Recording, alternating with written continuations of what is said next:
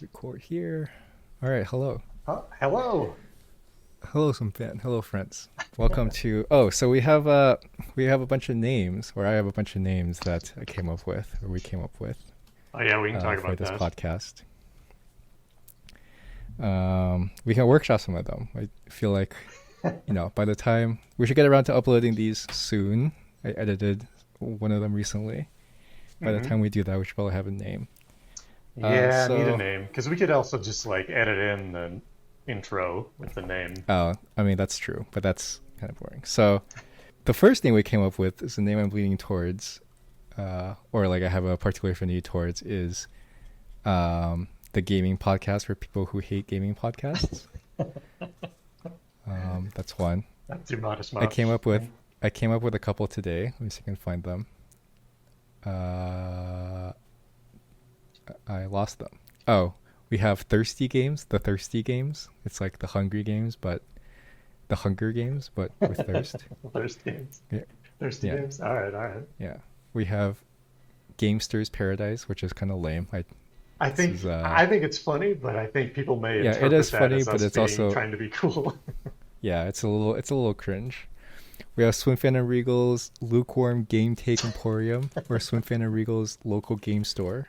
I'm of the Um, mind that we should be if we put our names in, it should be a with Regal and Swimfan kind of thing, not oh, a leader I see. person. That also works. I didn't have any with that paradigm, but we can make it happen. Anyway, I guess we'll workshop it and we'll come up with a name shortly. Those are the options. Yeah, Did there's you have any you wanted to throw out? Uh, only from last time. There was only like one I liked that I threw out, really. I'll have to figure it out. Yeah, I don't know. Yeah. Well, we'll figure it out offline, I guess. But we'll just pick one and run with it for the intro. Let's see how it sounds. We'll just go in order, I guess. So, welcome to episode 3, also kind of episode 1 of the gaming podcast for people who hate gaming podcasts with Regal, which is me, and Swimfan. Just me. Yes, that's correct. In this episode, we wanted to talk about some news that's come down regarding Nintendo again for the umpteenth time. Yeah, everyone's talking about it. Yeah, which I think is particularly interesting given the spin that we take on things, just because it's very much like organizational structure related rather than any details. It's more about what is up with Nintendo and who makes decisions and why. Yeah. Uh, Do you want to dive and then dive into that, or yeah, and then just as a heads up for the second part, we'll be talking about randomizers, which we hit on a little bit last time. And you are actually going to be in a randomizer event, I'm yeah, told. that's right. There's a marathon later this month that I'm going to be in a four-person randomizer race for Quest for Glory 1, game I love. Uh, I should look at when that is so I could. Well, It seems actually, I important, couldn't but plug it. It would be too late, probably. yeah, to be fair, there's no promises that we would actually get to that by the by the Yeah, time this podcast goes off. Who knows when that will be? I did the first episode, so we're making progress there. nice work. Thank you. Okay, but let's dive into our first topic. So I'll give a quick recap. I mean, by the time anyone hears this, it'll be past the time this is news, but I think it's still relevant. Basically, Nintendo has a very antagonistic relationship with the competitive community of basically all its games. For it's not really clear what reason, but the most recent news, and the worst one is with the Smash community. So that's both right now Melee and Smash Ultimate. Hmm. Um, and the news is basically that Nintendo, generally has refused to give licenses to events to use their product or stream it at all. And there's a lot more behind the scenes, but there's been this tour called the Smash World Tour that's been running events for the whole year, and they ran all of last year, if I remember correctly. Oh, it's only been And a couple of years, so they're. yeah, It's so not like they're a this long time yeah, tournament runner right. for So them. this specific tour has not been around for a long time, but there's been a lot of other events that have been running for a long time. But this tour basically has been like Nintendo has basically rejected this tour's year-long request to get a license. So they've been way ahead of what is normal schedule. Like they try way harder than any normal, TO, tournament organizer or tournament would normally do. Mm-hmm. And Nintendo seems like getting turned down, basically. Yeah, so basically it seems like Nintendo at the last minute changed, like basically strung them along for the whole year, and then at the last minute changed their minds, said they cannot get a license ever, and said that they can't run the event in the future. This understandably, this is a last minute cancellation. It's a serious ramifications because there was a $250,000 prize pool, which is like one of the biggest prize pools for any Smash event in history, if not the biggest one. So, not only are there gotta give it away now. ramifications for the future, well, the money comes from sponsors, and if there's no event, there's no sponsors, so they just lose money. So there's huge financial ramifications, not only for the tournament but also for the players, right? Because that prize pool is going to the players. Mm-hmm. There's a lot of ramifications for the community. It's not clear whether. How soon was it going to be? Like, it was going to be like this month. Oh wow! It was going to be in like a week or 2 weeks. Yeah. So. Wow. Well, so normally I would say if I saw this sort of thing, that it seems to indicate that Nintendo is about to start running their own tournaments or working with someone else to run tournaments. Is that what Panda is? That is what Panda is. So Panda is another organization that has a license from Nintendo, which makes this complicated. Mm-hmm. And we don't have to get into those details. That's more of a community issue. But basically, Panda acquired this license. No one is sure how, but the general sentiment is that, the CEO of Panda has some kind of connection with the decision makers at Nintendo, which we'll talk about what we know about the company structure. So the CEO of Panda has some kind of relationship probably with a decision maker. So Panda gets their license also without adequate time to prepare and stuff. But the way they've taken this license, tried to use it, is basically they ended up more or less running a protection racket on tournaments, saying that you need to be in our cup and not the other cup at the end of the year, otherwise your event's going to be canceled. You're gonna get roughed up. Yeah. And if you wanted to know more details, there's a lot of community. There's some takes that are not accurate, but there's a lot of community members that give very accurate takes. So Calvin Aiden on Twitch is a longtime community member in TO who gave a good summary of this. A lot of the Melee community members gave good summaries, I think. So there's a Golden Guardians is a esports team that has a Melee scene, and they have a podcast, also a YouTube show that goes into some details. So there's good options to find out what to do here. But that's kind of the short of it. So basically, in summary, Nintendo and Panda, it's not clear where Panda comes in, but regardless, Nintendo is the one that holds the ultimate power here. Right? Nintendo is the one that decided only Panda can have this license, and we're going to change our minds and not give this license to anyone else.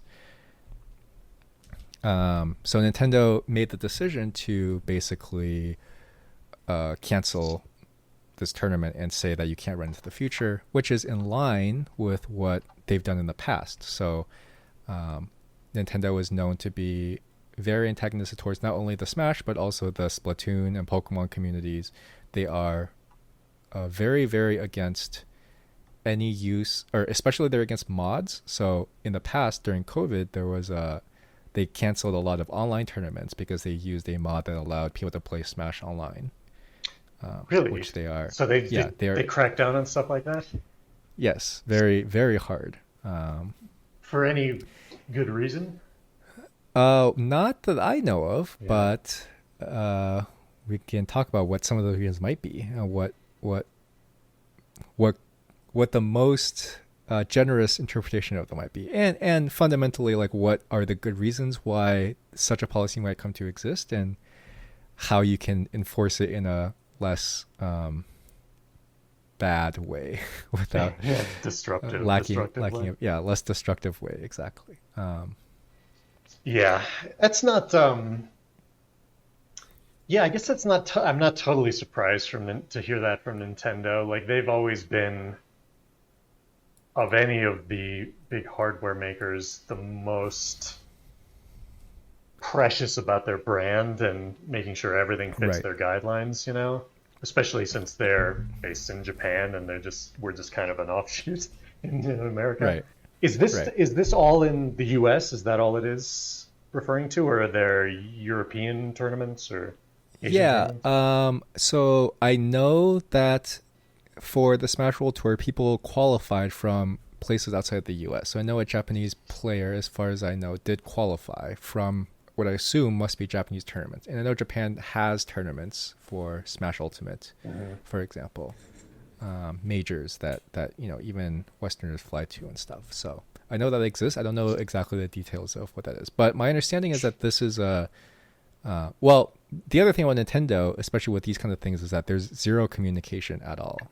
Um, they Uh, basically will not say anything. And the other thing is, Panda apparently wrote a bunch of NDAs for everybody involved, so no one, there's legal ramifications to not basically tournament organizers, a lot of stakeholders, to say anything. So the only things that have come out are from independents or community members. yeah, or like the Smash World Tour itself. Yeah. Yeah. So, Okay, go uh, ahead. oh yeah, I was going to say. So the thing that everyone seems to be aligned on is, yeah, the fundamental reason, even though we don't know for sure, is that Nintendo does this because they want to protect their brand, right? Hmm. They want to have some kind of control over their IP, to control where, like, exactly what it's next to and what it goes into and what it's associated with at all times. Uh, Yes, and or they have some plan that they are going to execute that they need to get independent things out of the way in their mind at right. least. Right. I think that's, based on historical precedent, that seems unlikely to be true, just because they very rarely try to do this at all. Oh, I really? think the general sentiment in the competitive community is that Nintendo just hates the existence of the competitive community. Like, they think it's evil for some reason. Huh, I wonder why. I'm trying to think from like even a business perspective why they Yeah, would which think is that. interesting. So that's where I wanted to start with, which is from because you worked at Riot. Obviously, Riot is huge. Is in some ways is esports, right? Like they're leaning into it quite heavily. But even in other Hmm. titles, like one of the biggest confusions for me and for the community is that it feels like they're losing money by doing this, right? Like the amount of exposure and advertisement that they would get from these kind of events is something that they have to pay for Uh, instead of Instead getting of it for getting for free free, because right? other people are just running tournaments and Right, broadcasting them. right, Yeah, yeah, I right. totally agree. Like this has been a this has been an interesting topic since video game tournaments became as big as they are. Uh, Hmm. it's always been some companies look at it the right way, what I think is the right way, and some don't. And it's basically like it boils down to, like you said, you're essentially getting free advertising. You're essentially getting, any competitive scene gets people interested or more excited about stuff, and Hmm. it feels like the game is going to be longer lasting when you see stuff like that. Right. Uh, but for whatever reason, some companies just are like, no, no. They're like led by their lawyers rather than people Mm. making the game or even marketing the game. Because originally, like when I worked at Activision, they clamped down on some tournaments. They clamped down on some like mods and things that Right. really were not hurting anything. It's not like these were cheaters or anything. Right. Uh, so it was a little strange, but then they came around on it in later years because they realized, oh well, we should just let our audience do work for us. Right. And I guess so. I guess a couple things. Since obviously worked in this field, like, you can measure, or can you measure the actual effect of, like, for example, like, tournaments can measure the impressions and exposure or whatever, right? And sell that to sponsors Hmm. for advertising, right? I'm sure the company similarly can actually measure the effect of that exposure as well, right? It Yes and no. Like it can depend. If you are a purely online game and you can more easily see a direct connection if you get a lot of active daily users or Mm. more Hmm. new signups, in the vicinity of the uh, tournament, or if um, and you can measure just like the engagement of the tournament itself. But Right. uh, it was difficult for when before games were more online, like for more I boxed see. products, it was hard to. I mean, you could see that you could look and just see the time period and see if there was a bump in sales, but Right. there wasn't a clear, we never got to a clear formula for like, all right, this many impressions equals this many I sales, see. roughly. Interesting. Like it never seems to be clear and consistent with Okay. those things. But But go ahead. oh, sorry. Go ahead. No, you. Okay, I will go ahead. But what's curious is that's the same. Was that also the same for like traditional ads that were run at that time? Yeah, seeing the connection Yeah, between the ads you run and the sales you make. Yeah, I mean, you had to just infer from the time period. I interesting. So mean, and you can get, like basically you what you're said, you can get saying. Oh, go impressions and ahead. click-throughs and all that stuff. Right. Or, maybe you're trying to get them to buy something from your website or or like register for Call of Duty Online or whatever. So there are those things to measure, but still, by and large, at least when I was working there, uh, when was it, mid 2000s, mid to late 2000s and early 2010s. When I was working there, so much of the sales, the vast majority of sales are physical copies. At least they were then. I So see. it was, Right. I guess, a little harder to see the exact. You couldn't like track someone from clicking on the ad to buying the Right. game. Yeah. So I guess there's sort of what I kind of get the sense of is like, okay, there's this resistance to treating the competitive scene as advertisement because we can't, we can get some numbers, but we can't really track the amount of conversions. Yeah, I used to work we in don't ads too. know. Uh, We don't know, like, yeah, the company doesn't know exactly right, what they're getting from it, so it's a little bit right. nebulous. But what I mean is like, and my conclusion is, I'll give my conclusion as well. What I mean is like, it sounds like it's not any different for traditional ad formats, like TV ads, billboards, magazine ads, whatever, right? Um, Back in those days, unless I'm wrong, correct me if I'm wrong. I think no, It sounds like there I was think you similarly maybe. no way to track it for those either, I mean, right? it's the same thing. It's like when you do Right, your advertising, you look at your sales at the same time, and right, hopefully there's no other factors going in, but there usually right. are. So to be honest, it sounds to me mostly just like decision makers would rather run an ad that they understand to be an ad rather than treat a tournament as an ad, right? It does seem like that, And yes. And can I just say something about that? go for it. Basically, it was a revolution in advertising. I feel stupid saying those words. It was a revolution in advertising when online ads came along because for the first time, you could really measure how many people were seeing your ad Hmm. and quote unquote engaging with your ad, usually just Right, clicking it, which a lot of people right. do by mistake if you've ever been on the internet.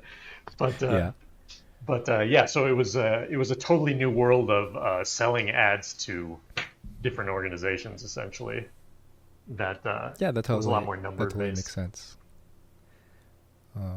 But yeah, nevertheless, I can see some differences. So, for example, all the planned traditional ads run before the game's box copies are about to be released, right, to generate hype or whatever. And obviously, tournaments run way after that point, where when sales have significantly tapered off already, for example, right? Yeah, you run ads leading up to launch, and then for whatever you think your strong sales weeks or months Right. are going to be, you continue running ads, and then there may be re-up ads later if you have DLC, of course, or if Hmm. there is like a sale, an official sale you're doing for a holiday or whatever. Right. And that makes sense. And tournaments obviously are not beholden to that timeline. They Hmm. just run whenever it's convenient for them. So, on some level that is not as helpful as an ad that you planned yourself, but But at the I end of the guess day, it's still going to that's be a free. positive effect that's for Right. free, right? So they Right. must think for some reason that there's a larger negative effect of letting them keep doing it. Yeah, which is confusing, which is kind of, to me, this is the core issue that's just like confusing to me and to all the outside observers. 'Cause I don't really play Smash. I mean, I play a little bit, Yeah, me too. and not really part of the community. But I think, and part of the community is entrenched, but I think there's this fundamental confusion, like why do this, right? Why be so difficult when all people want to do is for you to, like, people are obviously willing to work with you, right? And cave to your sometimes insane demands. So actually, one anecdote that came out was the Smash community signed a huge deal with Papa John's recently, Oh, okay. a huge advertising deal. So they got a huge sponsorship. There was The Smash World Tour people? reportedly, no, just the Smash. I think Beyond the Summit did it, but it's money that's kind of been uh, granted. It was like some deal basically that like any Smash tournament can like roll with the Papa John sponsorship and do, put these things here and these things here and get a cut of the sponsorship money Ah, okay. is how I interpret it. And my understanding is, or at least what Aiden said, the TO that I mentioned earlier, is that there was a lot of zeros in this number. This is like one of the biggest sponsorship deals that Smash has ever had. Okay. Um, and apparently, the anecdote that came out was that Nintendo did not like this deal and not only demanded that it be changed, which they, I think, ended up not changing it, but they also said we need a minimum of 4 weeks. You need to involve us in any deal, and we need minimum 4 weeks to make any decision. And Which, were they from my actually were understanding, they trying to get a slice of the money too? I don't know. I mean, I assume so, and I think everyone would have been fine if that's all they were trying to do. But I think the one thing I do know is that they tried to get like a specific type of like sponsorship code removed or something. Mm. I honestly can tell you the details, but I think it was more. My impression is that it was more like brand protectiveness That's what rather that than trying to definitely get a feels cut. like. If Yeah. if your tournament, like if a League of Legends tournament was doing, actually, let's use Call of Duty as an example. If Hmm. if if Right. a if an independent Call of Duty tournament was making like Papa John's boxes with Call of Duty tournament Hmm. Right. advertising on them, that Activision would jump in there for sure. Like Right. that's our business is we get to pick what brands are associated with our game, and Right. that's often like it's a huge deal to executives and Mm. sometimes even like one of the biggest deals in terms of like they Yeah. it's important for their brands to feel appropriately high class or whatever they want it to be, Hmm. and someone else making those decisions without their input would be they'd sick the lawyers on them. Right. And I think that makes sense. So I want to ask about why that makes sense. But I want to finish up the point first, if I can remember what I was going to say, which maybe I can't. Oh, I just the last point was that I think the problem. I think everyone understood that Nintendo wanted to be part of the decision. I think the problem was that Nintendo asked for this ridiculous 4 week time to to basically take a question that the two parties were asking and send it through their pipeline and come back with an answer. And I think not only is 4 weeks, well, I don't work in this world, but it does sound very long for something like this. Not only is 4 weeks very long, the deeper problem is that the expectation is that they would take 3 months or just not reply at all, right? And this is just some understanding. It would take, they're asking for 4 weeks to evaluate a sponsorship deal, or just to answer the question, are you interested in this? Or what is the level of, what are I they don't asking? know the answer to that, but I think it leans more towards the second one than the first one. Okay. Like, I don't think it's like this is the final deal. all we need is to sign it, and they take 4 weeks to sign it. I think it's somewhere in between where it's like, Nintendo says, okay, we need X, and then you modify your deal to say, okay, we can't give you X because that's too much. We can give you, Y, which is mostly X, and then they would send it back to their execs, who would take 4 to indefinite weeks and then come back with another proposal, something like that. But maybe I'm wrong. I don't know the details, obviously. But thinking of what I know about Nintendo, it's not as crazy as it sounds for it to take 4 weeks to get that sort of. If you're actually getting a real answer, I mean, to your point though, like, couldn't we just get on the phone call with your partnership people next week or whatever? And that's kind of what I want to talk about in the future. But first, I wanted to get your answer on this sort of brand safety kind of thing. Like, how does it? What is the point of it? Which I guess is obvious, but also, how is it expressed in the industry? You're talking about sponsorships, like publicly linking your game with some other thing. Right. Like who? So for example, like I think if we make a very extreme example, it would be clear, right? So let's say you're League of Legends and your player base's average age is like 11, right? Mm-hmm. Wow, I expected more of a response. Is it actually 11? No, it's not. Okay. I would have been surprised. But a tournament in America tries to get a sponsorship with an alcohol company. Obviously that has legal ramifications, right? Because alcohol is not legal for anyone under the age of 21 in the US. So there's obvious problems that you could even get sued if that happens. Yeah, right? yeah. But what about things that seem more benign, like a Papa John's or a Red Bull or something like that? Yeah. Even though the Papa John's had all that heat for the racist owner. That's true. Have they passed that? Well, my guess would be with Nintendo, and maybe we talked about this a little before, but they also do have to report to Nintendo of Japan. I think the Japan office keeps a pretty tight leash on its international partners or international offices. So, and I think that would apply also to, putting Mario and Luigi and Link on a Papa John's box. Like they'd want to know you're doing that. Right. And then what is the upside to it? Like what do we get from the deal? I imagine, and again I'm kind of guessing, but I imagine Japan really has a hand in that. I've known people and have interviewed at companies that have a strong like overseas central office, like Nintendo. What was that company? It was an online. It's an online. It sounds like it's not Nexium. That's the sex cult. Nexon? Nexon. That's it. Nexon. Ah, okay.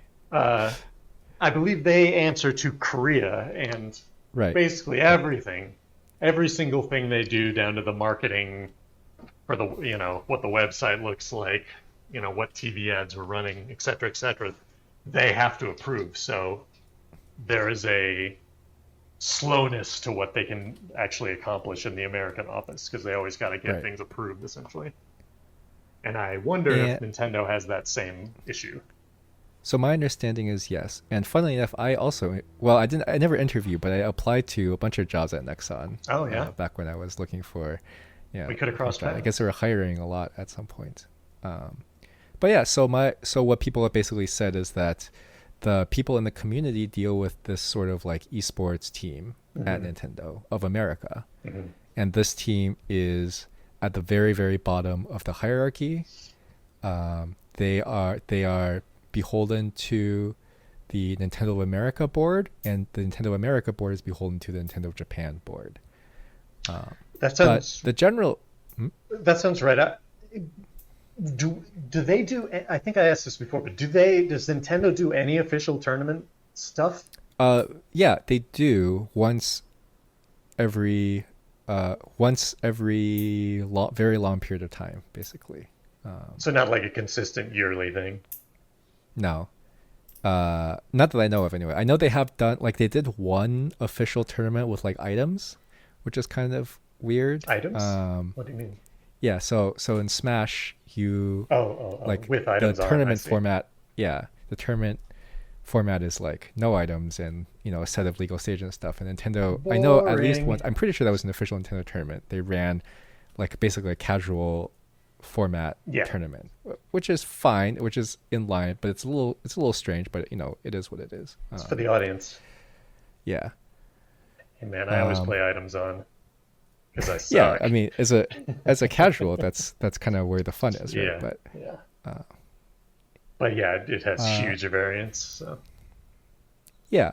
So the thing with the decision making tree is, well, I guess I have something to say about this. So Hmm. I think fundamentally, the idea that the there is a hierarchical system within the company where the higher ups make decisions or can overrule the lower level decisions is fine, right? I think that's very reasonable. I think that's true of basically every company. Yeah, It's it true kind of of has to work like that to some extent, right? right.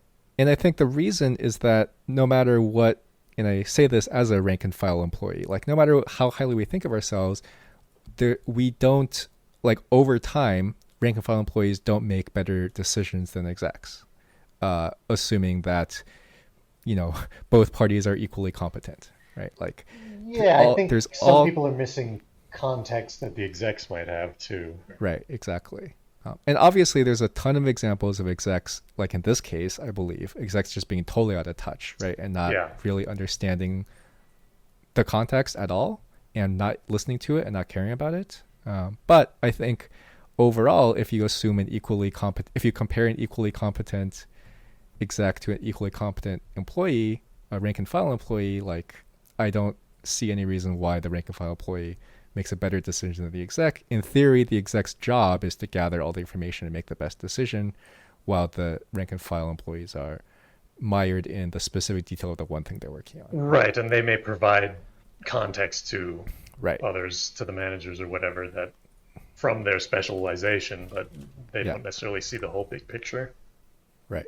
And I think that's borne out if you work at a company and you kind of like read posts or listen to suggestions that people make. There's a lot of good suggestions, but there's a lot of very obviously bad suggestions that people make. You And know, this is it's very true interesting. at my This work, is very right? interesting to hear you say this because this is a real argument that happened at Riot Games a lot because they wanted to listen to their players as much as possible so that they Mm-hmm. knew if the players were enjoying things or were bouncing off because of this reason or that. Mm-hmm. Mm-hmm. But it's a fine line because you have to sometimes the very most hardcore people are the ones you hear from the Right. most, and they don't Right. have the needs or wants of the larger player base in mind usually.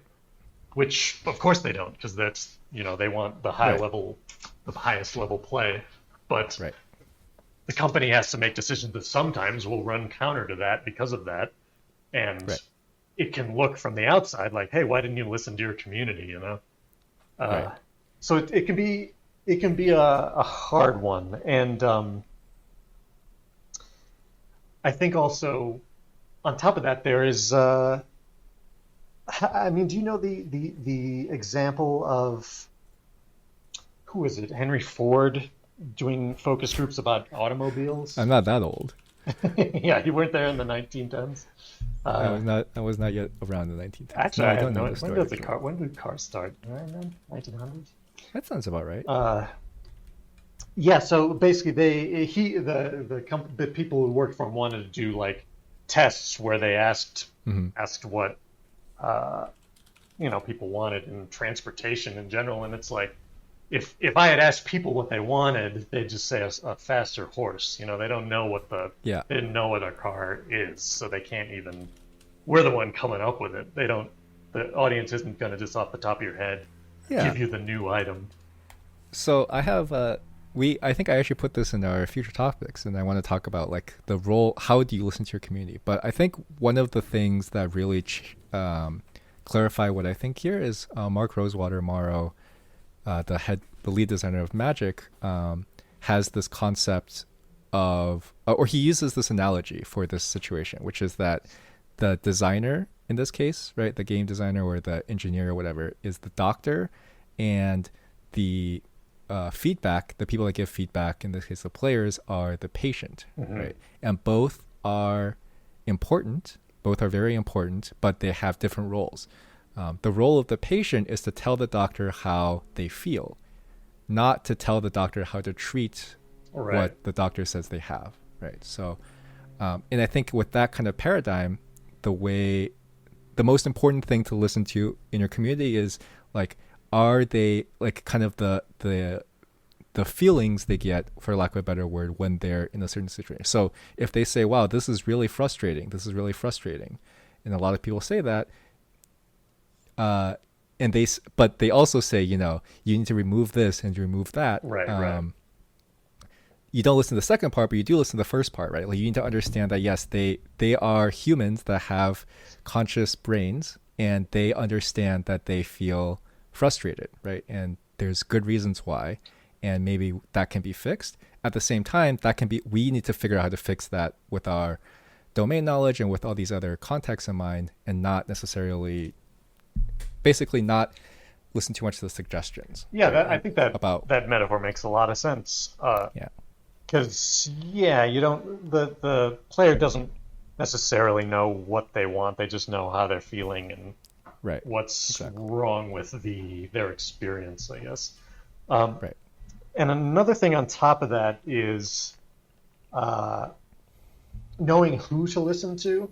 I mean, it's one thing if you've got thousands of posts across whatever internet sites you're using that are saying, this crashed on me or whatever, this part sucks, I hate it, and everyone else hates it, and it's very clear this is a trend, versus looking at your official forums or something and 10 people say, yeah, I'd really like a mode where I can, I don't know, dress up my characters.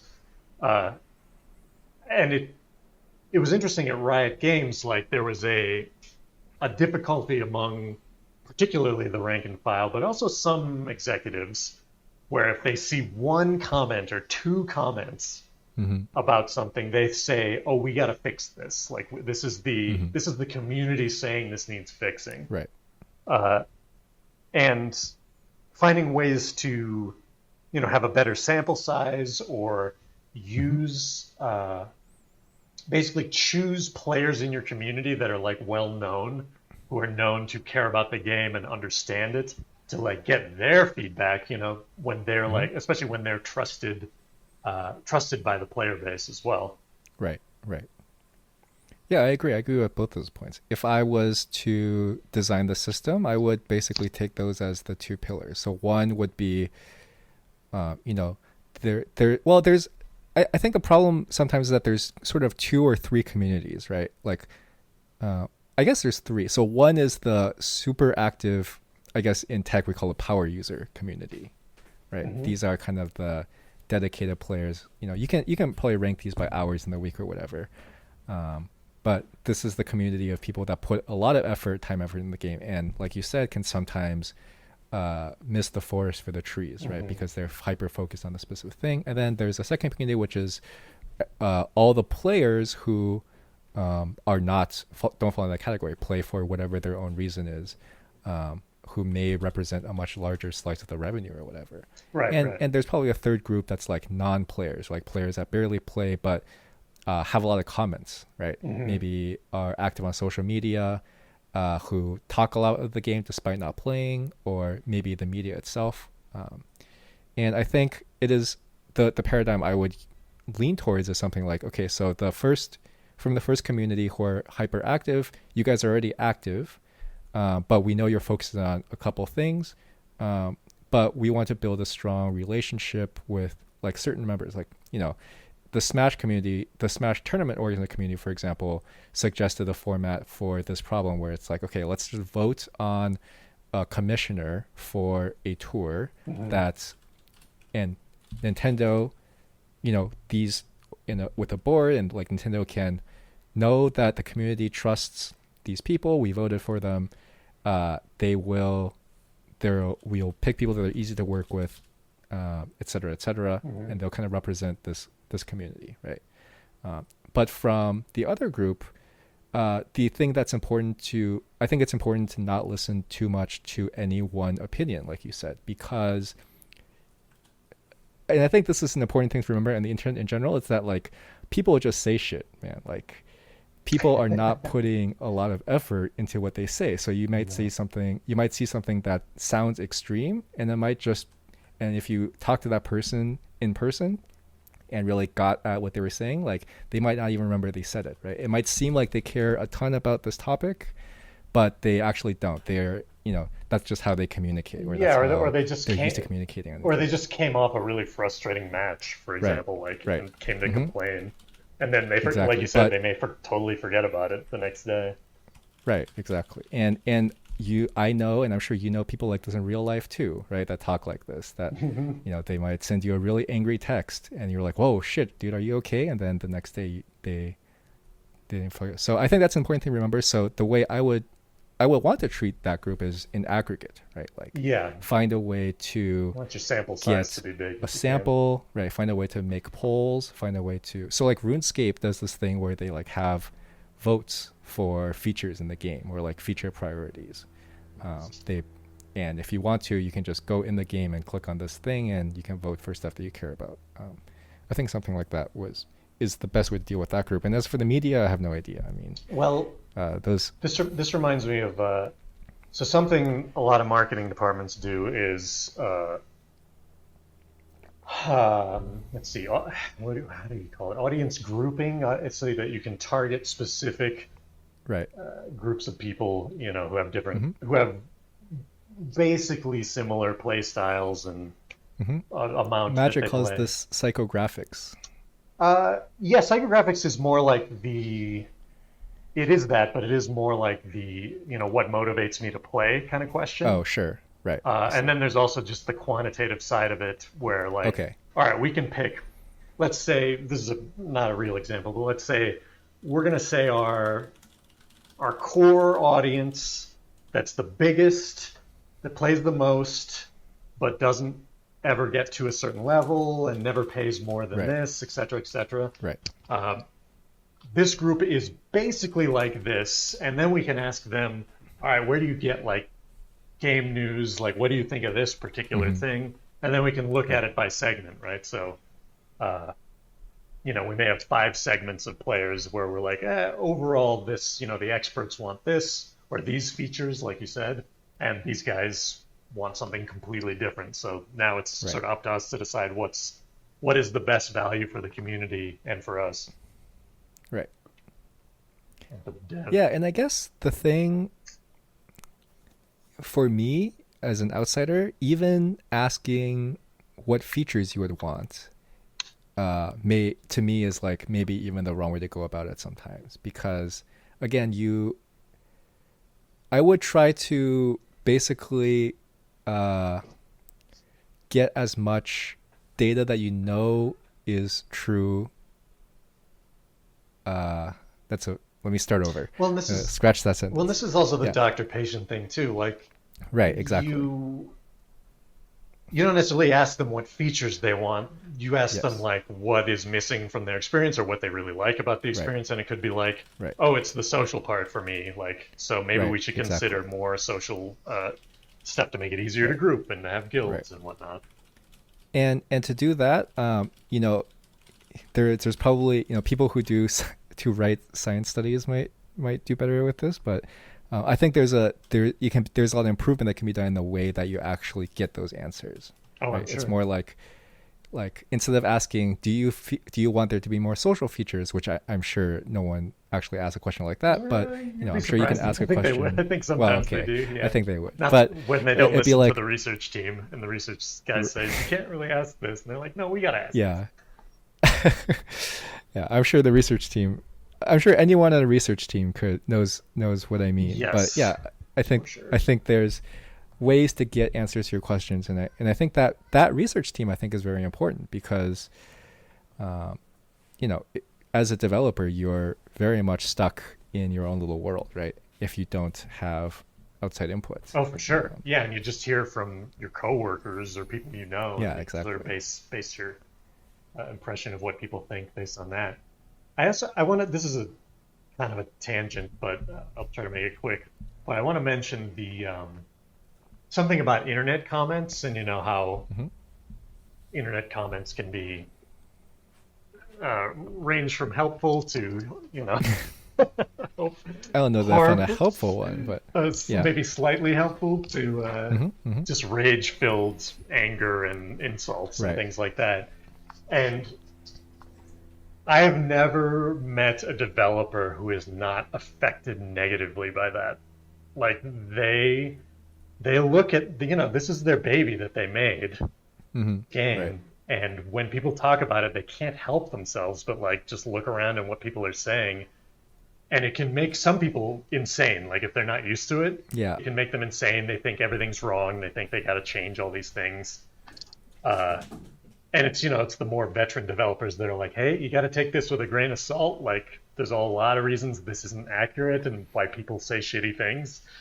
Hmm. But yeah, it affects people. Like every developer I've talked to about it is always like, yeah, it fucking sucks. Like I have to learn to be able to ignore this stuff, but it's Yeah. really I hard. totally, I totally get that. And to be honest, for me, I think, if I were to wait in this world, I think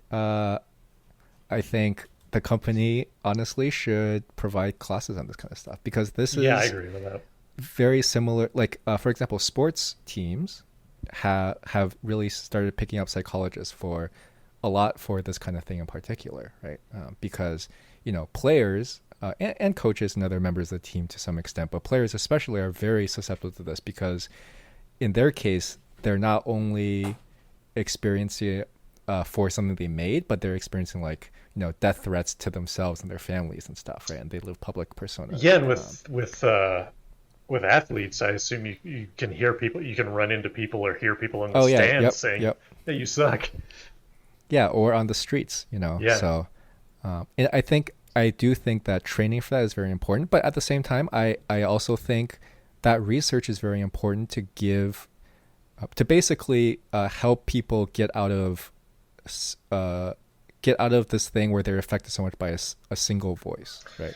yeah, and it's Obviously, you have to it's make hard. sure It that the kind of research depends is on your good, personality too. I mean, right? to your point, it's a mental health issue. Like if you want your people to be happy working, if they're pissed off and insulted all the time, they're not going to be doing a good Right, job either. So, right. yeah, But generally, I think people, I like everyone else will once come across a tweet or whatever that makes me mad for a couple days. But I think as a whole, especially when it comes to making decisions, for the game or for the product, just having a clear, making sure the infrastructure, basically, I guess the short answer is like make sure the infrastructure for getting that information is good and set up from the beginning, right? Like yeah, make sure and that, and also having bigger companies can afford to have like a more impartial research team or marketing team that right, right, collects the data and then presents it to the developers for them to make decisions right, on what they want to do. right. So having that buffer can help. But even research and marketing people can get really attached to their product, Oh but yeah, for but sure. it's not the same as a developer. It's just not. To be honest, though, I think that kind of research, I actually think if you have someone who is like savvy on social media, Hmm. you could probably do that with like one or two people, right? Do the be a research department? Yeah, Yeah, I mean it depends what your needs are, but yeah, right. If you have like very basic needs, right? If you're just like, okay, like in the month of December, right?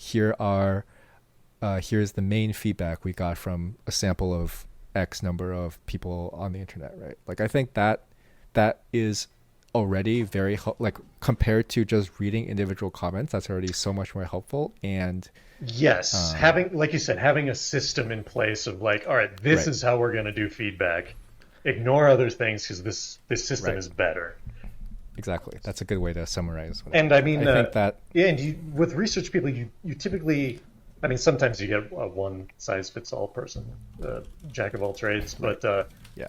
you're going to need probably quantitative people that can look at reams of data and make Right. conclusions from it, and then qualitative people who know how to talk to the right people, how to set up the questions right, how to That's true. interpret them. Yeah. Those are kind It's of probably not different that. specialties. Yeah, it's probably not that easy to do it in a very basic way, but the quantitative stuff can be muffled a little bit in the beginning, I think. What do you mean? Like, I think you don't really need to do advanced, like you don't need the title of data analyst for like a small product or a small company, or if you have 500 responses or whatever. Yeah, you can probably figure it out. You can do some very basic general ideas, but yeah, for sure, as soon as it gets large enough, and especially when it gets detailed enough that you have like people writing free form responses and you have to like parse those responses, I think for sure it will get difficult. You have to be able. I mean, you're always going to have to be able to tie it to whatever quantitative data you have, because Right. just the qualitative is usually not enough for anyone asking for some answers. Because yeah, I mean, Riot Games especially can really look at every single, hook in the game, every single action that people take. For the most part, there are missing pieces that you would not believe, but but they're. Oh, I probably believe it. But like, you can look at an individual person, how much time they were in the game client, how much time they were playing the actual match, what features they did use and didn't use, and for how long. So you can see like hours, cumulative hours that the player base has used a new feature, for example, can really tell you a lot. Mm-hmm. Yeah, that makes a lot of sense. And I guess that is the point where you start needing an actual research department, right? Because then you have way more data than you can have one person reasonably go through. Yeah, I mean, it certainly helps to have someone whose primary job it is to do that, because if your primary job is developing as well, like, you're always going to put the research in a backseat. Then you have conflict of interest, right? Because then people are always worried, well, are you just fudging the numbers to make what you want to work on look better? Yeah, that's interesting. Yeah, there may be a conflict of interest there. If you don't have team trust. For sure. Yeah, I think that was a whole other topic I wanted to talk about, and I think we had a good discussion about it. Should we talk any more about the Nintendo thing? Yeah, I want to add a couple things along these same lines. Mm-hmm. So, I think the way we got to this is kind of the idea that like the ranked file, like, it is not wrong to have execs overwrite lower level decisions. That's fine, right? I mean, I think so, but I get why people don't like it. Yes, I agree. Like, everyone has, me included, even though I work at a company with generally like amazing, like unbelievably good execs. Even everyone has had. I know you in particular have had a lot of experience with this. Have dealt with like really bad execs, right? Yeah. And they have an outsized effect on the,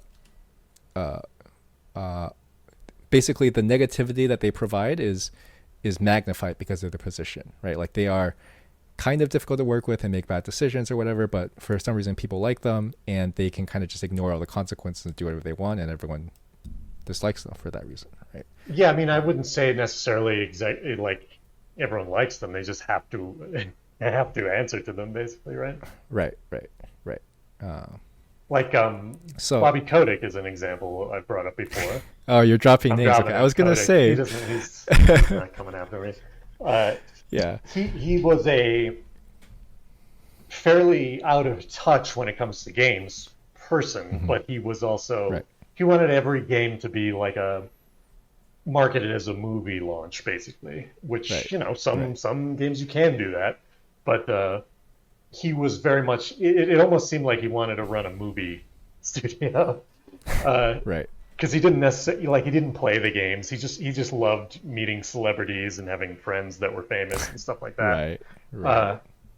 But he has made decisions in the past, either based on business knowledge or pure instincts and luck, that have made the company succeed. So if that's the case, he's going to go on continuing thinking his decisions are solid no matter what, and that's kind of the case. And but he did have good business sense from a macro perspective, Right. but yeah, if you showed him a game and told him what was interesting about it, like he would have no idea. Like I remember there was one, maybe it wasn't Kotick, but it was someone like a step down from him.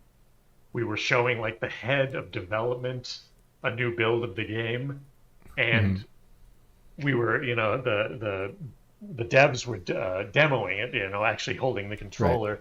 and then they were like, "Hey, do you want to try? Do you want to hand?" They like handed him the controller, and I remember it was completely obvious that this guy has never held a controller, and this was a Call of Duty game, and I see. and like using the stick on the right to look around, he's just looking at the ground and throwing grenades at the ground and shit, and it's like, oh, you've never ever played a Call of Duty game in your life, see. but you're making the Right. major decisions for the brand. All right. Right.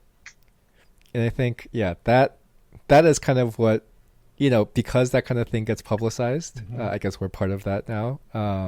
People kind of associate that with any exec, right? Like all execs are just these out of touch old white guys that, And I don't think that's true. No. right. I agree, which is kind of the point. Like I also, I know that's not true. But I also know that happens a lot everywhere, right? Including at where I work and at every company, I'm sure. Yeah, it can apply anywhere. Yeah. Right. So to me, that's a problem of like conceptually this idea that execs make decisions because they are empowered.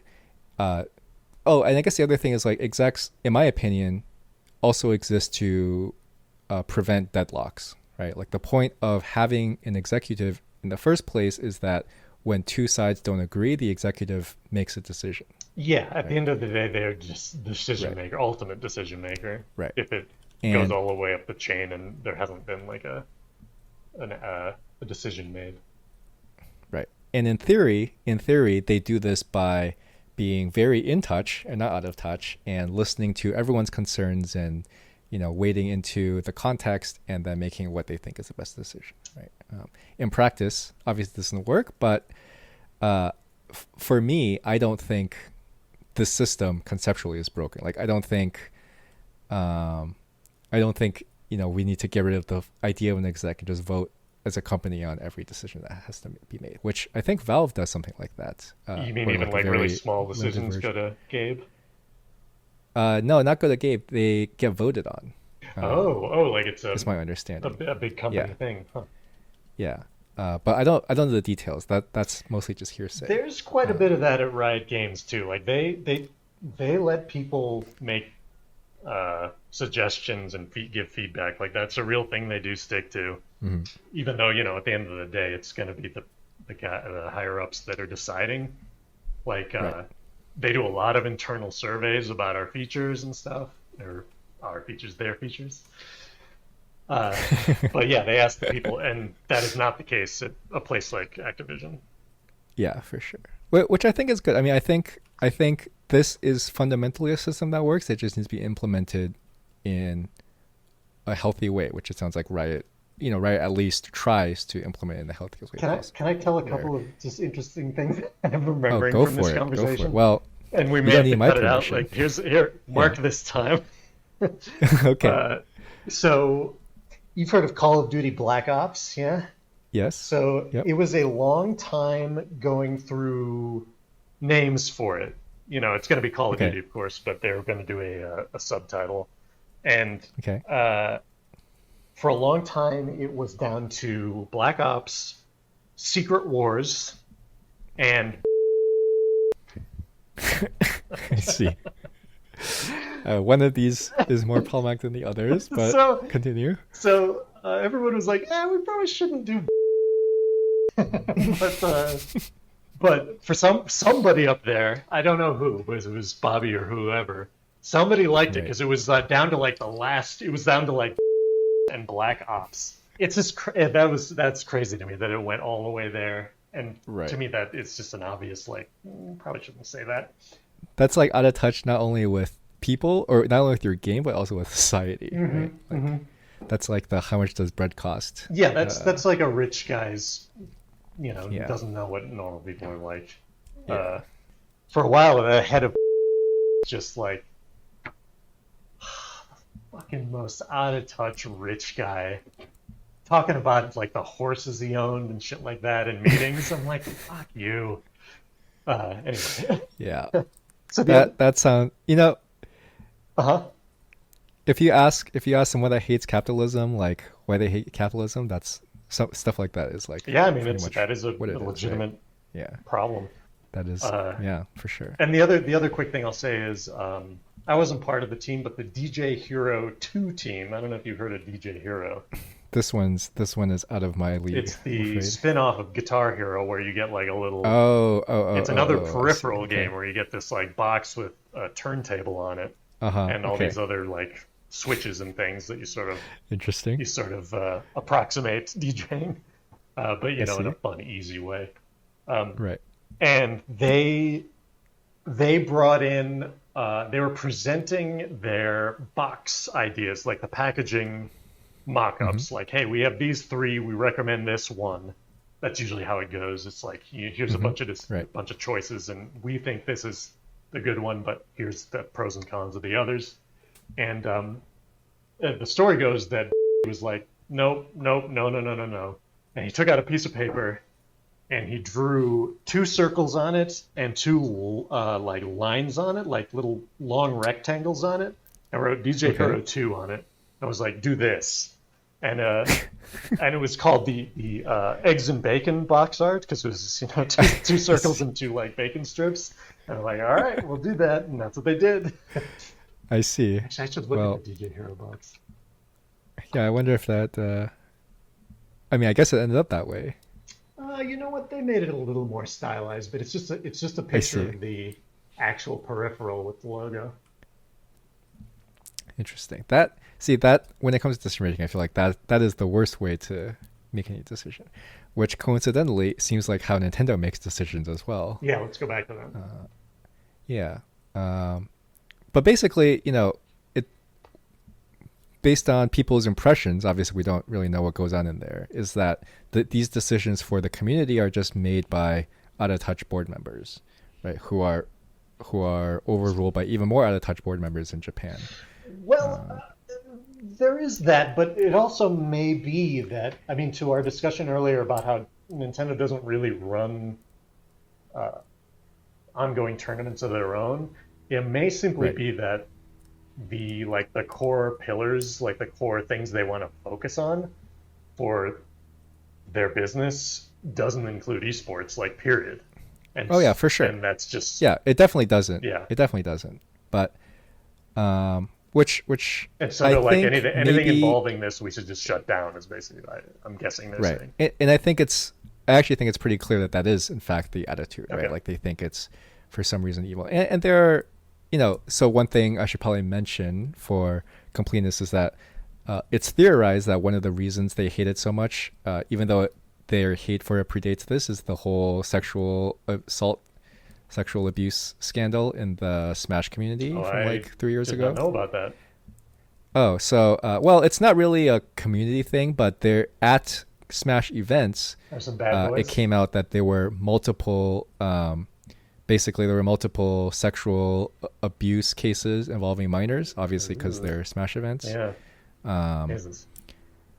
which those people have been targeted and banned unceremoniously from the community. Yeah, of The Dota course. community also had a little bit of this, not involving minors this time, but so that did happen. Obviously, that's bad press, which seems like what they talk about. But Yeah. the issue with the community is that, like, okay, the community took this very, very seriously and banned all these people and made clear guidelines. Mhm. And Nintendo, first of all, Nintendo has never even acknowledged this, I think, aside from like maybe they made one statement about how they don't support this behavior, obviously, or whatever. But Nintendo has never tried to like look at the guidelines or enforce their own guidelines about what can be permitted or like what kind of security needs to be in place or whatever, right? Yeah. I think basically, they see that it's bad and they don't seem interested in doing anything to fix Well, it. I'm looking at their statement on this, Nintendo statement. Mm-hmm. and they're very vague. They're not specific about Right. like what is it about the tournament that they don't think lives up to their brand standards or Right. organizational best practices. All this stuff they're saying is all very vague. Uh, And what I understand is that like that's even the case behind the scenes. Like the actual yeah, decision that was made, they're there's not no telling them reasoning real given. context. They're not even telling their employees the context. They just said you can't do this. Um, Uh, wait, you mean Nintendo's not telling their employees, or yeah. So another anecdote from Aiden's stream is Aiden interviewed at Nintendo for this community esports team. Um, and one thing that he was told repeatedly is that you have to, if you work on this team, you have to be prepared to work very hard on something and just have it be canceled for no reason given to you. Mhm. Like you can work on something for 7 months and give it your all, and then you have to be prepared that it's just going to get canceled Yeah, I mean by that fits in game someone. development quite a bit. Yeah. And which I guess is not that uncommon, but in this case, it seems like there's no. Not only is it canceled, there's no explanation given usually. Right? Yeah, you don't even know Like why. yes, someone just makes a decision and it comes out. So I guess another one of my frustrations with this specific implementation of the system is that I feel like most of the time when this kind of thing happens and it's clearly bad, it's because the decision makers are, as we've said, out of touch. And I think what that means is like they make decisions without, first of all, without any accountability, but without any investment in them and without any context, right? Like they are not involved at any of the steps until it's almost done and it's shown to them. And then they can just make a snap instinctive decision about Yeah, the thing, that's right? true, but they do have accountability though. Like at the end of the day, if the Right. game That's doesn't true. sell well, the Well, stockholders or whatever are gonna come down on them. right. But But they can also pass the buck I mean down. that's right. That is true, but I feel like they are often the last people to take the fall, right? Yeah, you're right. You can pass the buck to You someone know, else and just lay off and people. that's true even in like the most like even in the most optimistically healthy capitalist companies, like that's Yeah, still yeah, that's true. that's still true, right? The business exec is usually the last one that unless it's like so bad that everyone gets fired, like they're usually the safest. They get reassigned to like another project or whatever. Yeah, it would have to be Uh, like a board of directors decision or a stakeholders, right, right. shareholders decision that was like you And got you. the problem is, But it would always be like a kind of a if they like if they were to fire the head of a company, they really wouldn't right, actually do that. They'd be like, just stay out of the right, press, and we'll still tell you exactly right, what you're right, getting. exactly, right. It's the senior advisor to the board of directors or whatever. Yeah, it's like how when you get to a certain level of uh, management or whatever, you get to a certain level in a Hmm. company that you can no longer be fired. You can only be asked to leave, or you Right, made the decision that you're leaving.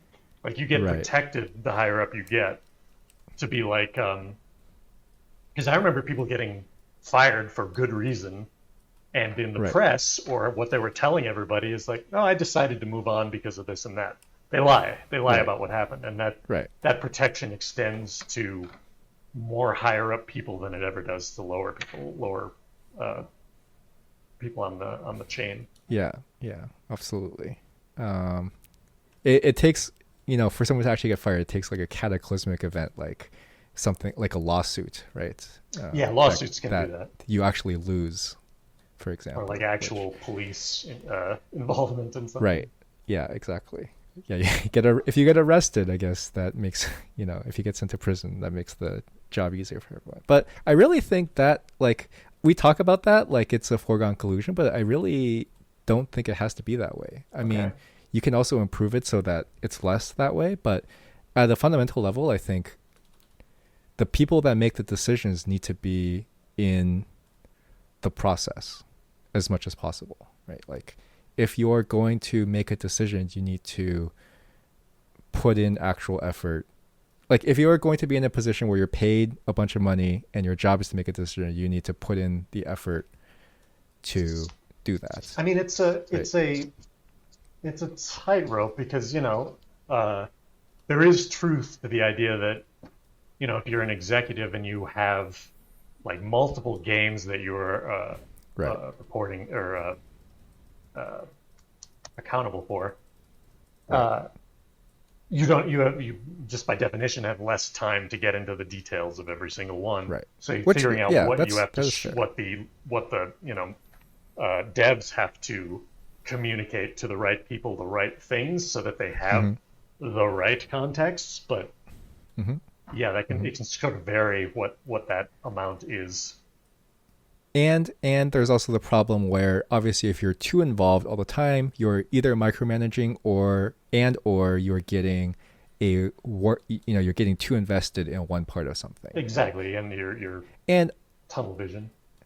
yeah, and I think all those things are valid. And I guess what I would say is, so it's not really an all or nothing type of proposition, right? But I would say clearly, there are times clearly, and this is one of them where it's very obvious that more of that needs to happen, right? They don't need to do they don't need to, you know, if they work 40 hours, which might be generous, they don't need to add 20 hours. They don't need to take 20 hours of their 40 hours and shift it to this type of thing. But whatever amount they're doing, more of it needs to happen, right? Yeah, and I There's clearly not enough of that going on. I think a good counterexample is Riot Games, like Hmm. the president and CEO Mark Merrill and Brandon Beck. They play the game. They always played the game. They Hmm. play the new features. Right. They were good at the game. Like they they gave a shit about what it felt Right. like to play as players, Right. gamers themselves. Right. So that was really refreshing working there, working there for Hmm. that reason. And Right. it's not like they Yeah. don't ever make decisions out of having Hmm. blind spots. That does happen, but Right. by and large, they are actually paying attention to the game itself, what it's about, and how players interact with it. Hmm. So yeah, good counterexample for them. And to me, that's a very good example of how it can work, which it has to start at the very top, right? Like if the president and CEO commit to this sort of identity for the executive branch, Hmm. right? Then that's the only way that the execs will actually be held accountable is if the only people that can actually hold them accountable, which are, well, I guess in addition to the investors, right? But the only people that can actually hold them accountable also believe in them doing this, right? Yeah, yeah, exactly. Which, And it's like you'd want that in any product, right? Like if whoever's running your yeah, company, of course, if you have a diaper company, you want to make sure the owner has a kid and has used these things or something. right, Just some right, like single bachelor dude, or yeah, has drank the drink that we're selling. But it is admittedly more complicated for a game, but yeah. it's not that complicated. It really isn't, right? I guess that's kind of the bottom line. It's I like guess League of you, Legends is maybe an exception because you do have to put in a lot of time to really play the game. And uh, well, you disagree? I mean, kind of. It depends on what your goal is, right? Like you don't have to, like if you, for example, if you enjoy playing co-op versus AI or Hmm. whatever, like you don't have to put in that much time, right? Yeah, but I'm saying in the case of like Mark and Brandon Right, at for Riot, sure. if they're going to want to play the biggest game mode that's making them the most money and Yeah, has the most that's players. true. So Yeah, yeah, that can take a while to learn. But it's like that's true. they've played since the beginning, so they don't have that Hmm. that Hmm. startup cost every time. But they also play like Valorant and TFT and stuff, which Yes, they yes, didn't, right? yes, they And do. that's kind of where it actually becomes the investment needs to happen, right? Where that needs Yes. and I want to, I have some ideas about how you can structure the company so that this is not a burden. Like, if you have an exec that you want to have and they're like, what you want me to go home, and play for 2 hours a day in my own free time that I don't have enough of. Hmm. I don't think you have to do that. I think there's ways to structure the company and like kind of leverage that time into something productive that hopefully it doesn't even have to be structured that way. But I have some ideas about how you could do that. Do you want to go into them? Well, Maybe not. So I'll give a preview of what I think. So I think if I were to make a company, I would really lean into half of the company, or maybe not half, but a major part of what we do as a project is content creation. In addition to, so not just making the game and selling the game, but also creating content. So the model sort of is like there's NFL, right? But the NFL owns NFL Network, and NFL Network is a entire TV channel that I don't know what the revenue is. It's not close to the NFL, but they have this whole other arm where their job is basically to make ESPN for their own product that they have control over. Right. Okay. I would, and similarly, esports teams also partner with streamers, right? So not only are they're not just competing for the revenue is not just prize money, which goes to the players and sponsors, but their revenue. But they also sign streamers, independent content creators that just work under their brand, and that provides maybe even more than the players themselves do. Right? Yeah, I think that makes sense. Yeah, so I think as a company you could, and many companies do this, but I think if you made a commitment and you did it right, I think it would be you could leverage a lot of that content you could basically fill content time with things like this, right? Like, so for one, you could have the normal type of content with shows, but you could have, the CEO plays the new patch. Oh, interesting. Yeah. Right? Which would be if it was built the right way, right? If the CEO was like already a personality, because like even at Riot, I don't remember, maybe it wasn't Riot, but there is some like CEOs that are like public facing, right? And have like, actually, Nintendo comes to mind, I guess. Oh yeah, Nintendo. Yeah. On the stage with Reggie, or who is it now? Bowser?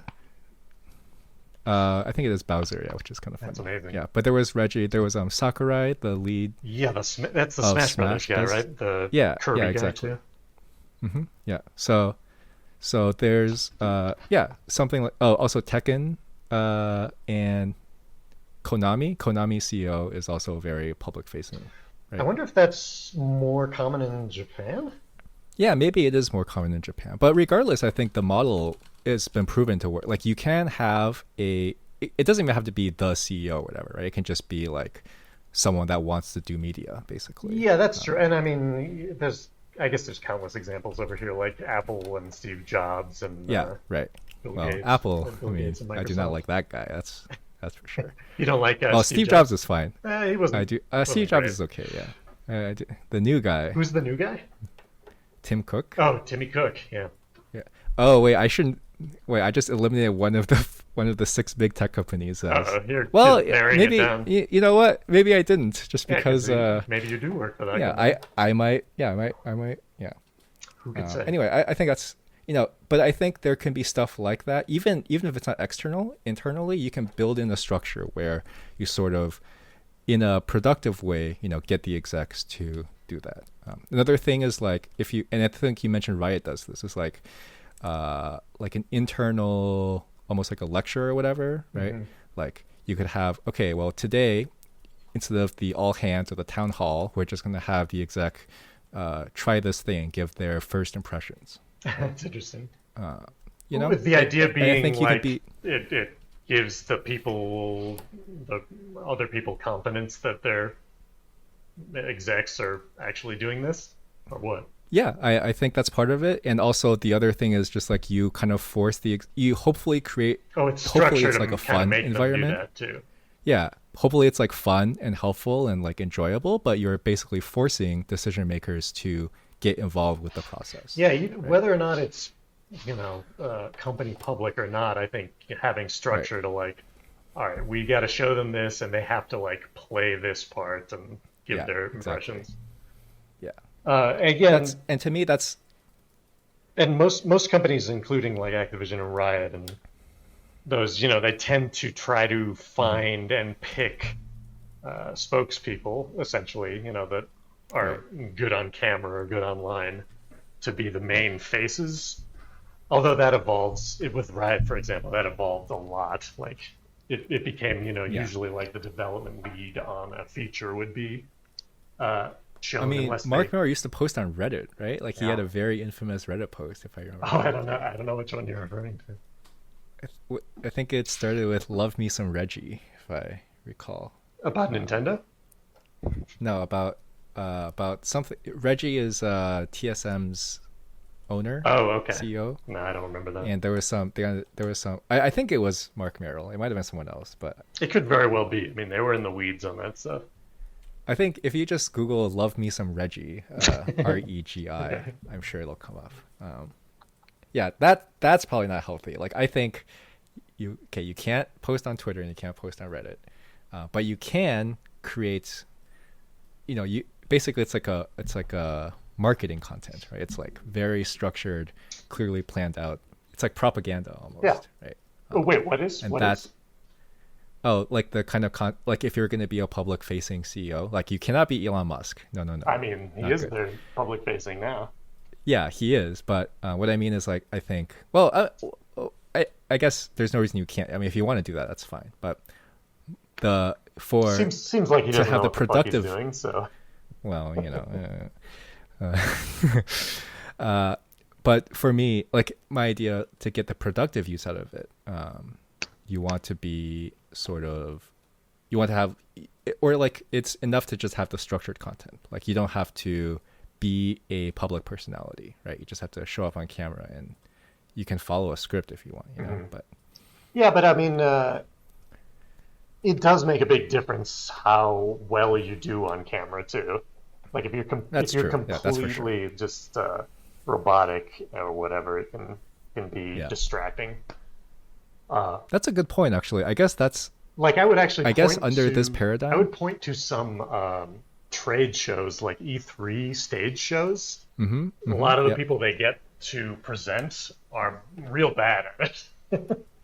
Oh, And like interesting. very Okay. like executive speak and uh, Yeah. just clunky. Just not. It feels real staged and forced a lot. Here's a question. Do you think those people are good executives and just bad presenters, or do you actually also think they happen to be bad executives? I don't think you can tie the two together. I don't know. I see. I don't Okay. think one. I Is don't it think just it like indicates they're stage? bad.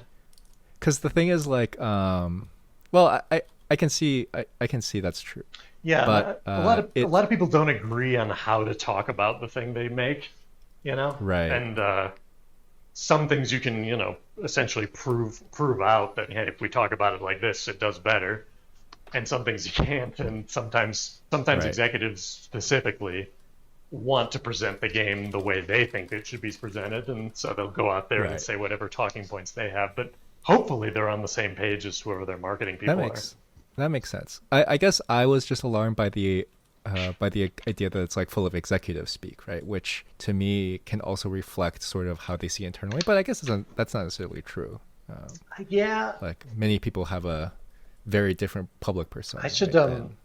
And after this, I may pull up some old like Microsoft and Sony stage shows oh, because that's Nintendo's probably weird in true. its own way, but they have a little bit of whimsy to it that always feels Yeah, on brand. And even though like Reggie Fils-Aimé or however you say it was, it wasn't an actor or really a presenter. He was kind of funny and interesting to watch, I guess. I don't know. right. He got it basically right.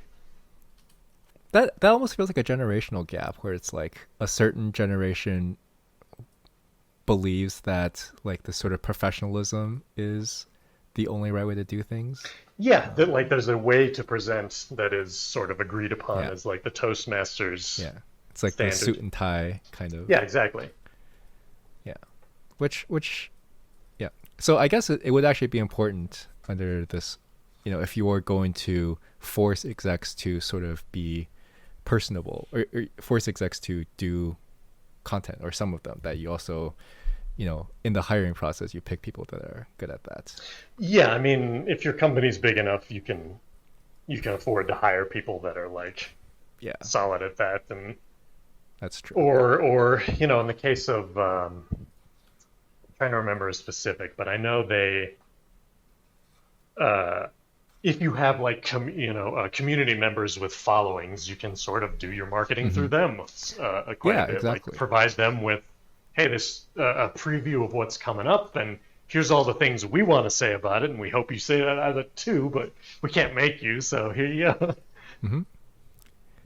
It's very. That's another.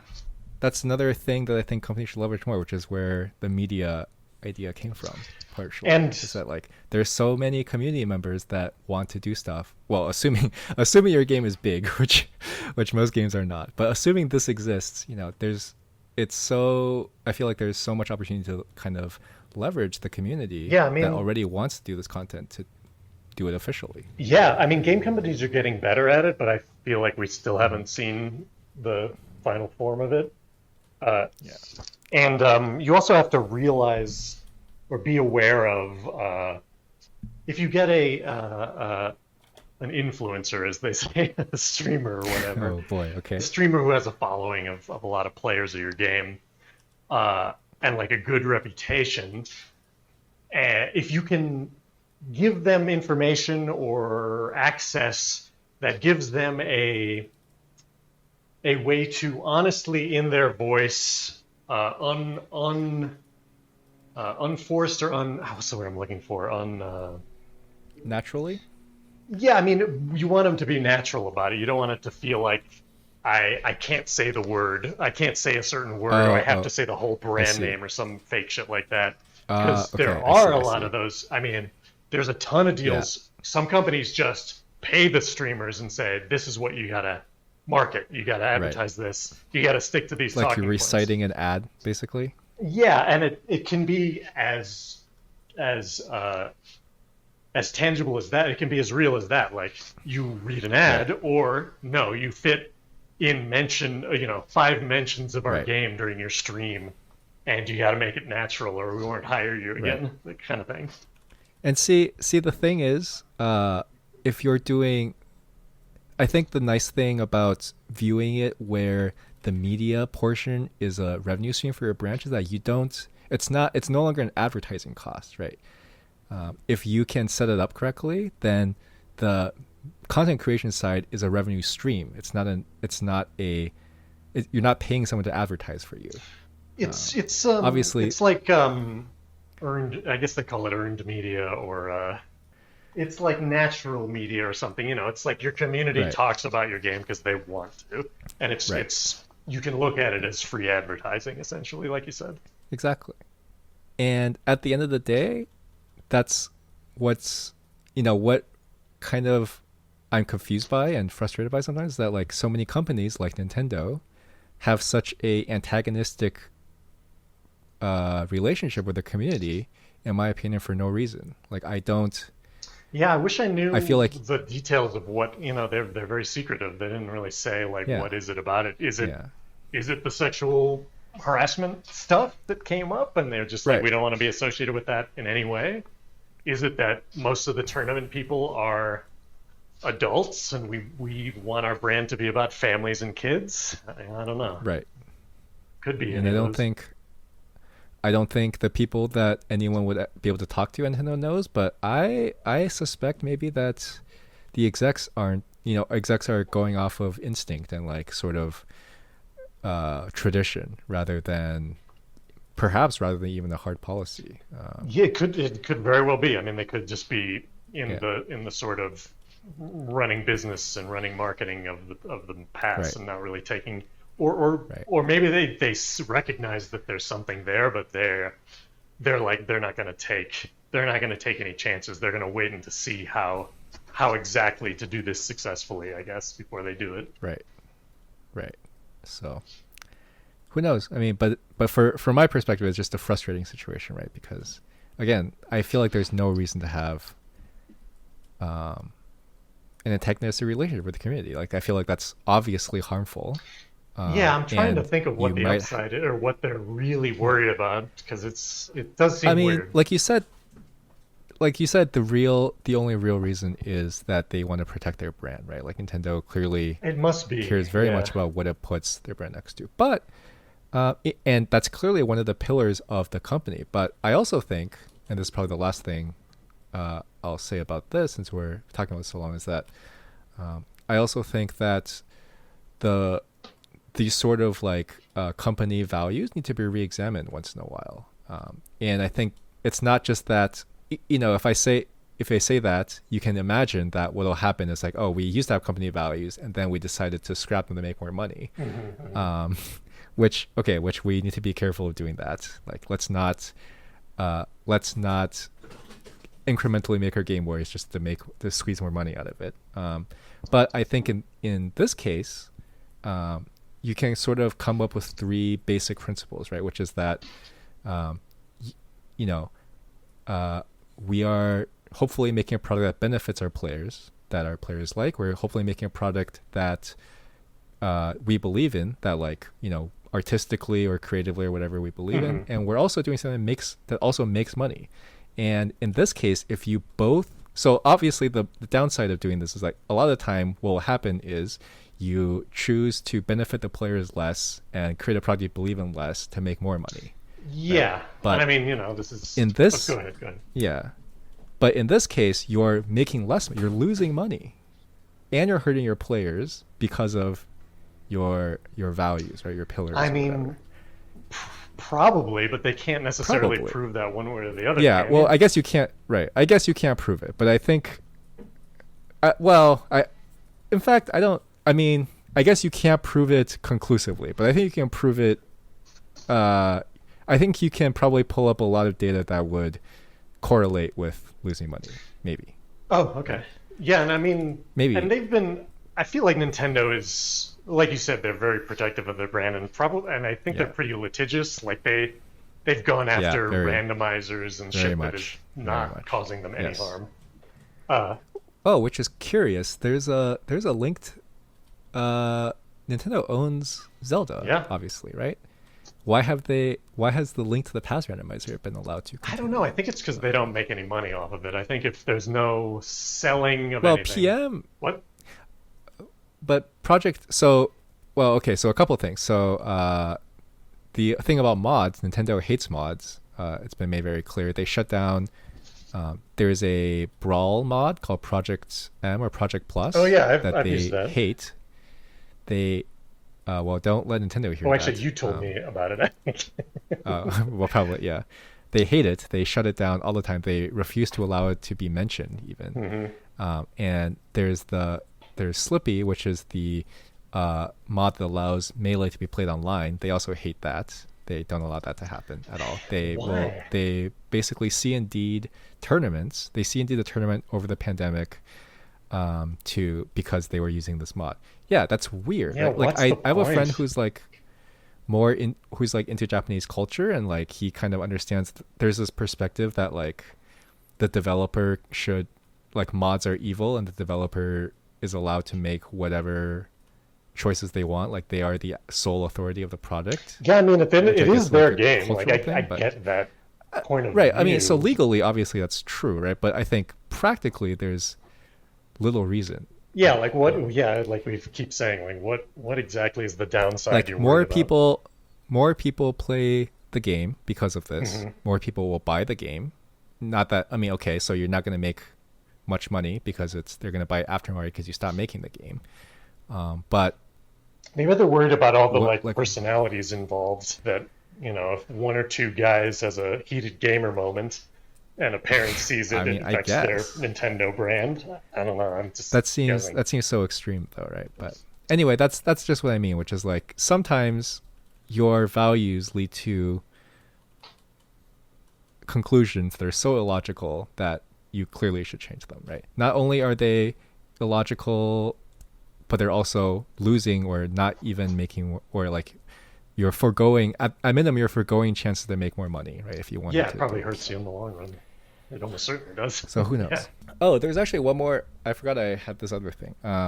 The other thing is, like, similarly, I think it's clearly everyone wishes Nintendo would just communicate more. Like, what is the like yes, there are some potential downsides to communicating more and more transparency, especially with the community. But Yeah, I mean, I if you think a lot say of times, things, people nitpick them. So if you don't say anything, you kind of get into a state where, yeah, people are pissed, but they can't like tear down your reasons. They're just like, yeah, all right, they said they're doing this. well, I mean, I guess that's true, but I don't think that's true. I mean, people are. I think if your metric for your communications is, if you pick the worst, most unreasonable people and point to them and say, look at what this terrible, unreasonable person said about our statement. We're never making another statement. Like, I don't think that's, first of all, I don't think that's healthy. And second of all, that person is going to make an equally unreasonable post about you saying nothing, right? Like, what is the, Yeah, what is the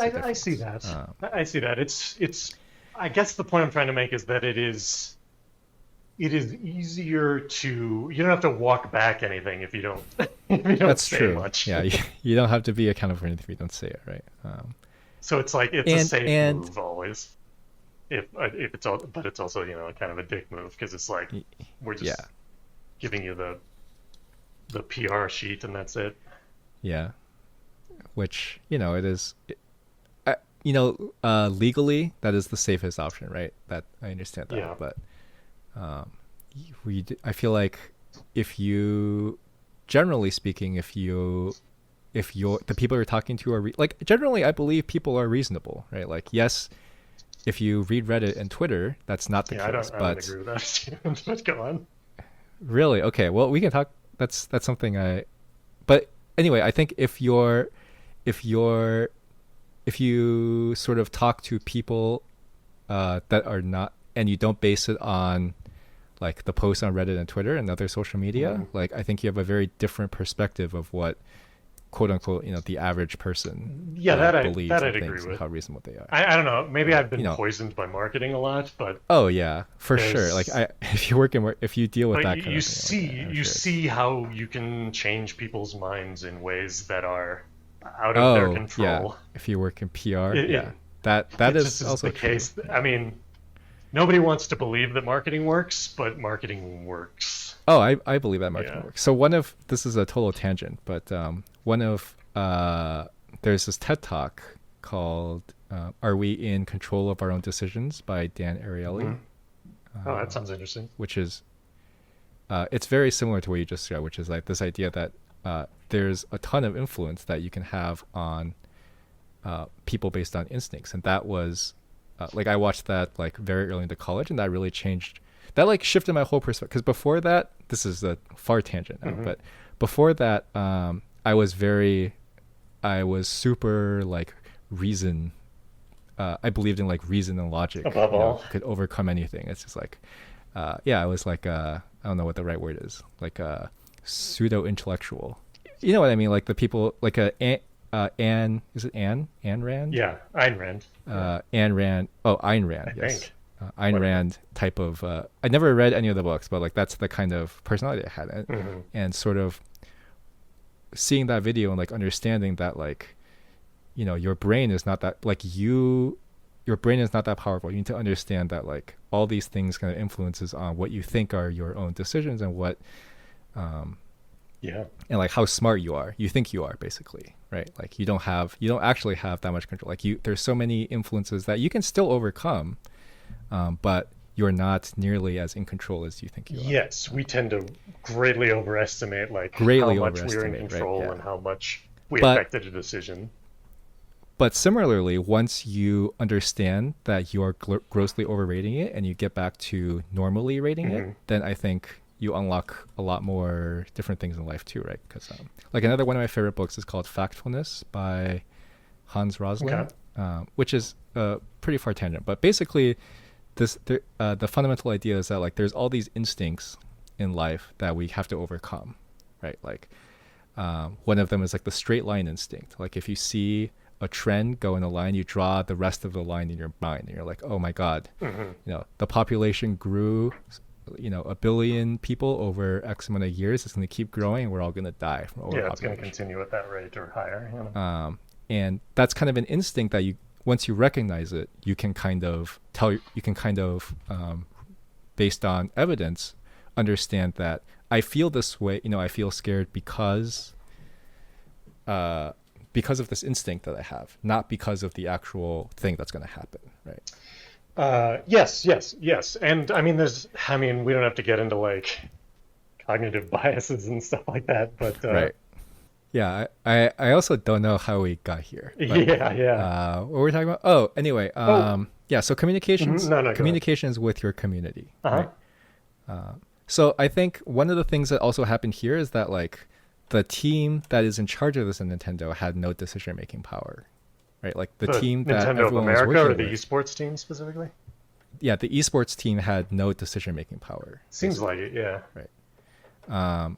And because of that, they had no leverage to do anything. So they can work all this time and try to do stuff, but they ultimately have no control over whether that thing actually happens. And I think one of the things that kind of the tech industry, like quote unquote, like innovative industries believe in is the idea that it's better to ask forgiveness than permission, right? Or I think I can't out myself like this, but like there's a motto that goes around the industry that's like, move fast and break things, right? Kind of like as a core principle that like it's okay. Move fast, iterate and iterate.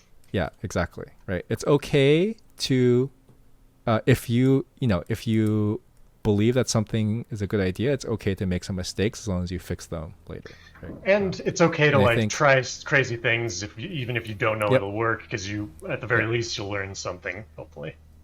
And that leads to a lot of bad outcomes. That leads to a lot of dead products, right? That leads to a lot of products that launch and then get killed, right? Shortly thereafter. Like the social media thing like you mentioned. Social media platform. But it's fundamentally, Friendster. if you don't do that, this happens, right? If you don't do that, you end up with this situation where all these people are involved with something that they ultimately can't have any control over, that can just get nixed at any moment.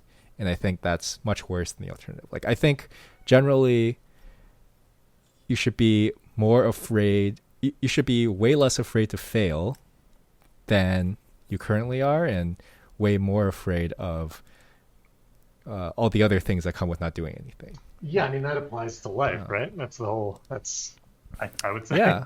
And I think a lot of people, maybe even me included, would say that they believe in that, but when it comes time to actually take the leap, they don't. Yeah, I mean, this is something, I mean, not to get too personal, but, spending years depressed and not doing things, you get into a state of mind where you're like, oh, well, I can't do things. And if I try anything, I'll fail. And so you never do anything. And if you don't do anything, you're never going to get out of depression. It's not a magical thing that'll go away. Pills may help, but it's not going to fix it. Right. You gotta engage with the world. Yeah. It's like, I'm just thinking of the emote where you're like poking. There's like a guy with a stick poking someone and just saying, do something. Yeah. It's kind of it's like poking Nintendo. Just do something. Don't just sit there and nix everything that comes out, right, with no reason given, without even giving a reason. Yeah, I mean, they definitely want a tight hold on things. Like, they're just not comfortable with that. Anything being it is what it is, rogue, I guess. Even if it's all upside, in my opinion. Oh, one thing I want to mention, another story from Riot, is early on, when people were really getting into League of Legends, and there started to pop up like unofficial merchandise, unofficial merchandise, and like people making Rammus dolls and stuff like that. Yep. And this was before Riot had their own merchandise that could fill that gap. And initially, like the team of the lawyers at the company just went after all of them and shut them all down. And after that happened for a while, people got smarter to it and were like, hey, maybe we should just let people show their love of this game, and if they've earned $20 on Etsy, let's not really make a big deal out of that. Right. And it led to a lot more, of course, it led to a lot more goodwill from all the people doing those things.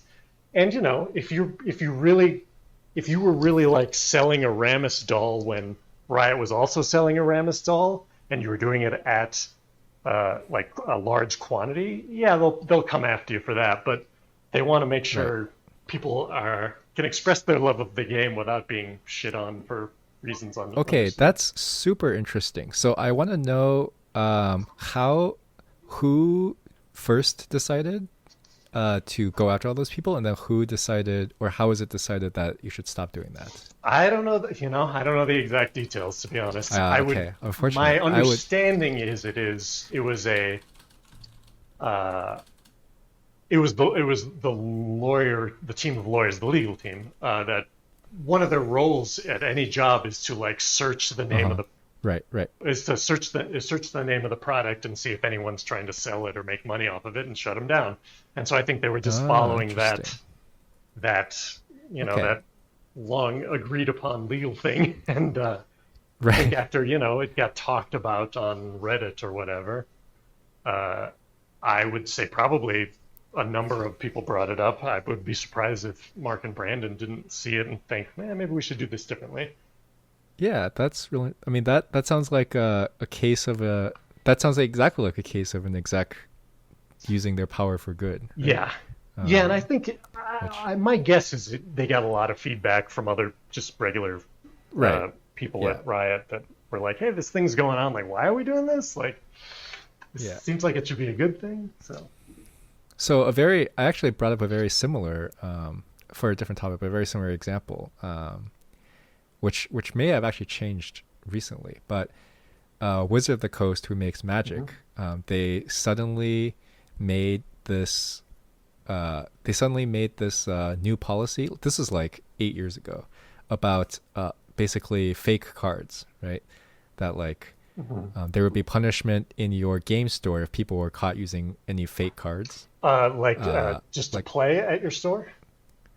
yeah, like to play at your store. And I think it was worded in a very like uh it was worded in like an imprecise way.